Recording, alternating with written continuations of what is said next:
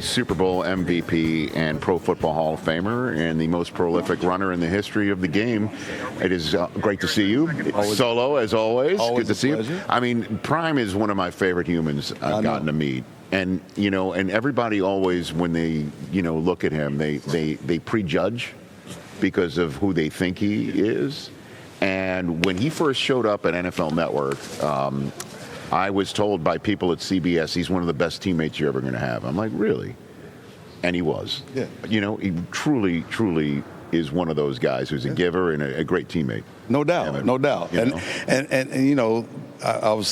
We kid a little bit, but when Prime came to Dallas, there was nothing stood in the way of that happening.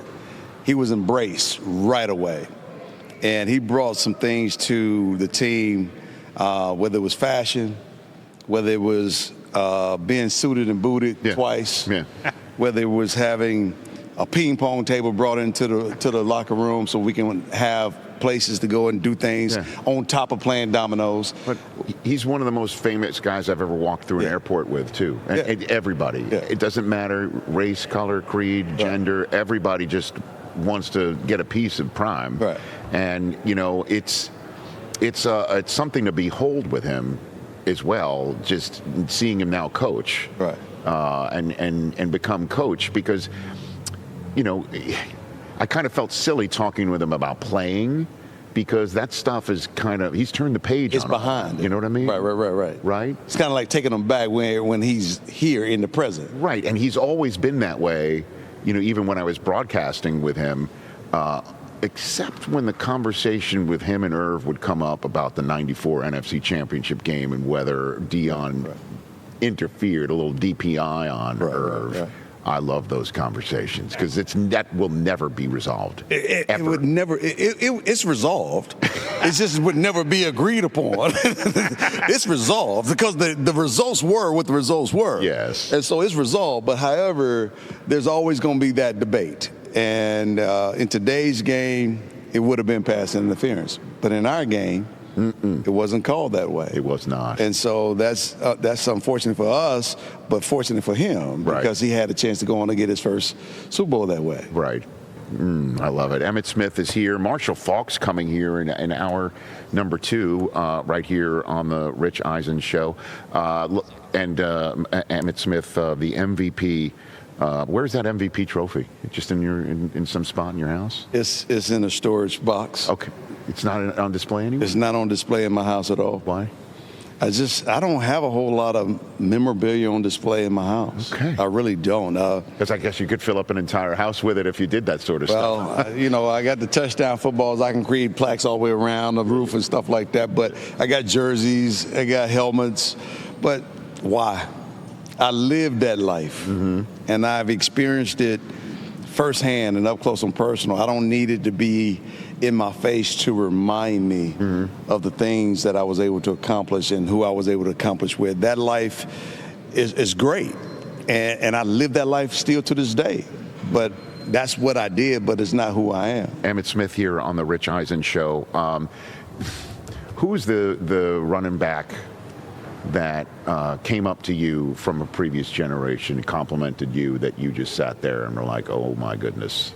I can guess who that would be, but I want to hear from you. Who that would be. There's been a number of different running backs, and I ran into a couple last night. DeAndre Swift was one of those guys. And well, that's present day. I'm talking about before your time. Before my time? Hall of Famers, people who you now are in the bus gallery with that came up to you that you were like, that's pretty cool. And when it comes down to Hall of Famer type guys, I mean, Marshall Faulk. You talked about Marshall Faulk coming in. Yeah. Marshall and I became real good friends because we was in the same offense. And so when he started running, he started studying my tape. Right. And so by him studying the tape, he learned a lot about how I pressed the lead draw plays. And he just took it to another level. Then you have a Terrell Davis, who I have great admiration for and respect for, Curtis Martin. Oh, I've seen him around town. Yeah, Curtis Martin and I became real good friends throughout his tenure. Jerome Bettis is another. What about Jim Brown? Jim Brown, that's a given, bro. I know. That's the godfather of all running backs. When did you first come in contact with him? Emmitt. I think it was probably in the mid to late 90s. I know we played together a round of golf a couple times in Tahoe. Okay. So walking with the legend and talking with the legend for 4.5, 5 hours of golf was an experience all by itself. Did you take anything from him? Did he give you a tip and you're like, okay, I'm gonna use that?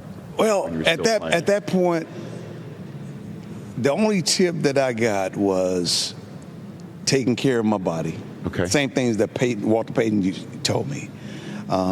He taught me about not only about how to carry myself, but to respect the game, but also respect myself. And not only that, but then extend that respect to others and help your community as much as possible, because we've been blessed to be in a position to do certain things, but it's also incumbent upon us to extend that knowledge backwards, sure, as well as, continue to pursue our own passions. Fitting that Walter Payton would give you that piece of advice, yes, obviously. Yeah. With the Walter Payton Man of the Year award won by Bobby Wagner last night, which was a neat moment at the NFL honors. Now, you said you don't have the Super Bowl MVP trophy that's out there in your house. The football that you broke Walter Payton's record, is that at least displayed in your house?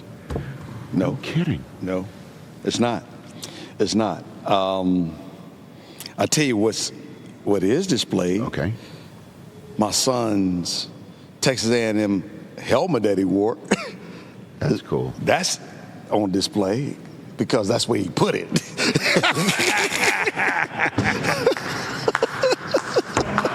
If that's not fatherhood or parenthood wrapped up in one line that just absolutely nails it. He's like, this is for you, Dad? No, it wasn't for me. This is where he just put it. Okay. He came home and just had to put it somewhere, and he just put it. I got it. All right. So what do you think of Super Bowl 60, Emmitt? You got a prediction for? Yeah, I do have a prediction, but I think the game itself, I think we're going to see two well-coached teams. I think Mark Vabro has done a great job with restoring the Patriots' culture and their winning ways. I mean, he brought in the right coaches that are very familiar with the culture. So doing that could not have done. It could have done. It did wonders for the whole entire team. Right. Because they got guys who have Super Bowl rings that are leading them now. So they understand how to prepare. So they can trust that the information that they're getting is solid. There is no BSing around when it comes down to guys like Vabro and that team. Some coaches talk in riddles that you have to figure out. And they leave options for them to take advantage of whatever mistake that you make so they can remain coachable. Right. Some coaches don't sugarcoat nothing. They give you what you need. And they afford you the opportunity to take advantage of it and leverage it the best way that you can. And they don't criticize you for it. They educate you on the decisions that you make. Right. And that's a great place to be in. And I think what he's doing with the Patriots is spot on. They're going to be ready to play because they've had 2 weeks to stop the run. So I'm waiting for either a but or then Seattle. That's what I say. And then there's Seattle. Okay. And then Seattle itself. Because I'm wondering if like you taking the Patriots because you're what you just said. No, I just started with. Okay. I just started with the Patriots. Okay. And then Seattle. Seattle has that. They have that it factor of aggression, speed from sideline to sideline. Right. They got some cornerbacks that are tall and long, and they cover a lot of ground. And they are well built inside out. Right. Built tough up front, defensive front, built tough up front offensive line. They run the ball very, very effectively and have ran the ball very good throughout the playoff. And so that's the one thing I expect to suffer is the running game, which puts the pressure on the quarterbacks, both of them. Now, Seattle quarterback has to prove himself and not become shaky. If he doesn't become shaky, Seattle should win this game. If he becomes shaky, because Drake May is built in the mold of Tom Brady. Seems to be calm, cool, collected the whole entire time. Never seems to get rattled. And a very effective passer. So I think the game is going to fall in the hands of those two young quarterbacks. I think the running game is going to suffer. But Seattle's going to stick with the running game because they are committed. Right. And that part I love. So you think Seattle will win? I'm going with Seattle. Okay. Yeah, I went around a long. No. I gave you my complete analysis of what I see. Man, you nailed it. You stuck the landing. Narcan nasal spray and ready to rescue. We've talked about it through Super Bowls past, so I give you the floor on it. And we're still doing that right now. We're still continuing to spread awareness around the epidemic of opioid overdoses and emergencies. I've been working with Emergent and Narcan for the last 3 years. We're starting to see some of the numbers starting to come down in our favor, but just like you do in any sport or any game, when you have a lead, you don't let up. You keep pushing, keep reminding people that there's Narcan nasal spray out there to help prevent an opioid overdose and help save someone's life. They have a new gadget, new device, not necessarily a gadget, but this new carrying case. CarryNarcan.com is where you can get this carrying case, the Carry Narcan within it. It holds two Narcan spray, so you can always have it. You can hook it on your backpack and so forth. But Narcan is there to help all of us be prepared for an opioid overdose emergency at any point in time. Narcan.com is so crucial. And I just putting two and two together, you're talking about how Vrabel doesn't talk in riddles. Obviously, that's something that Jimmy Johnson probably never talked in a riddle his neither entire does Nick life. Saban. And I just heard, Jimmy say what he said about Belichick not making it. And he was not. He should have been. And I mean, that is nuts. It is absolutely nuts. I mean, I am completely disappointed at the voting committee, and I want to know the reasons why. I want to know why that person or those people voted no, and there's no excuse for what they did because this man has more Super Bowl rings than anybody in the game, as a coach, head coach, as well as a D coordinator, and have made history twice over. The next closest may be 5 rings for one organization, maybe.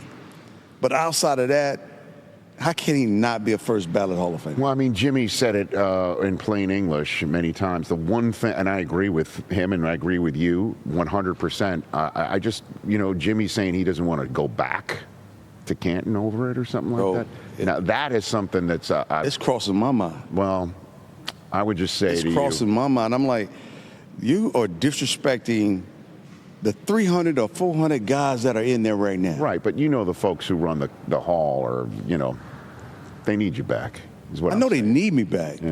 But, man, I need them to do right. We've done right for a long time. Yes. I had to do right for a long time in order to get there. Yeah. Why shouldn't they have the same methodology? They need to do right, and they need to revamp the whole entire voting process. They need to kick folks out that has nothing to do with the game. They only want to talk about it because they're writers. And they get the chance to be mad at somebody for not sitting down and giving them the answers that they want. And they hold that against people. They look for ways not to get people in, especially certain people. And they hide behind this or they hide behind that, as if they never wrote a bad article about somebody or misled the public on an article that they wrote about somebody. It happens all the time. And you don't see their apologies. You don't see them. They get to go on and carry their life the way that they carry their life. They need to be sitting right here answering the tough questions from people like yourself and others to find out where their head is at. Well, and I hear you, and all I'm saying is it's not like someone for Roger Craig to look out and see someone like you listening for his speech. But I think it means a lot to him, and means a lot to a lot of other people. It does. You know what I mean? I'm not. That's it all does. I'm saying. You know what I mean? Like Roger waited for 30 years. He did. Darren Woodson is waiting too. So is Eric Williams is waiting for his name just to be mentioned. Mm-hmm. And these are Super Bowl champions too.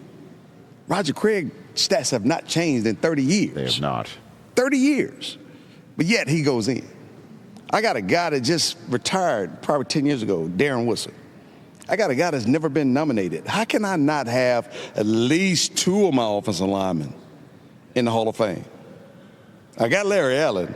Mm-hmm. Maybe right. Eric Williams is still alive. Larry Allen has passed on.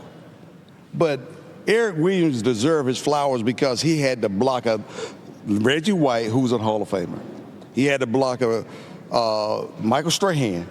He had to block others guys, Chris Dolman. Mm-hmm. He had to block those kind of guys that are Hall of Famers. And so I'm sitting back here saying, this is part of our championship team, which was the team of the decade in the 90s. And we just have, we got some good ones. Troy, Michael, myself, Charles Haley, Prime. We deserve some more. Emmitt Smith, I appreciate you coming by here. If I don't end this segment, the people from Narcan will spray me. So I'm gonna spray you. Emmitt Smith, everybody. Hey, you made it all the way to the end. Thanks for that. Check us out every single day streaming live on Disney Plus and the ESPN app 12 to 3 Eastern.